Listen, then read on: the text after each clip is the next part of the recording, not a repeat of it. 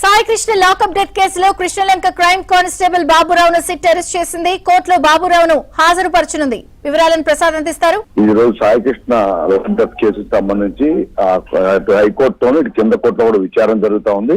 ఈ పరిణామాల నేపథ్యంలో సిట్ కూడా దర్యాప్తును మరింత వేగవంతం చేసింది. ఇప్పటికే ఈ కేసులో శ్రీ నాగరాజు అధికారికంగా అరెస్ట్ చేసి జైలుకి పంపించగా ఆయనతో పాటు సన్నిహితంగా మెరిగిన కానిస్టేబుల్ అశోక్ నాని అజ్ఞాతంలోకి వెళ్తారు. వారి గురించి ఇప్పుడు 2 గ్రంథాలు కూడా గాలిస్తా ఉన్నాయి. నిన్న సీఐ నాగరాజు అత్యంత సన్నిహితంగా ప్రైవేట్ వ్యక్తిగా మెరిగిన సురేష్ ని అధికారులు విచారిస్తా ఉన్నారు. అయితే ఈ అదే కేసులో ఆ రోజు డ్యూటీలో ఉన్న బాబురావు కూడా ఇప్పటికే విచారించారు. 2 గంటలుగా విచారించిన కానిస్టేబుల్ బాబురావును అధికారికంగా ఈరోజు అరెస్ట్ చేసినట్టు కూడా ప్రకటించారు. దీనికి సంబంధించి మరి కాసేపట్లో విజయవాడ కోర్టులో ఏజీఎం కోర్టులో కూడా అతను హాజరుపరచనున్నారు.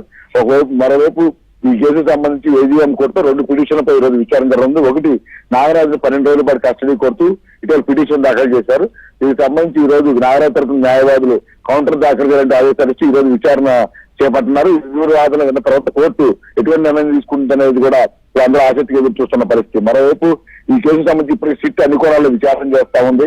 ఈ సిట్ దర్యాప్తుపై కూడా ఇప్పటికే బాధిత కుటుంబ సభ్యులు సంతృప్తి వ్యక్తం చేశారు. నాగరాజు అరెస్ట్ చేయడంతో కూడా వారు హర్షం వ్యక్తం చేశారు.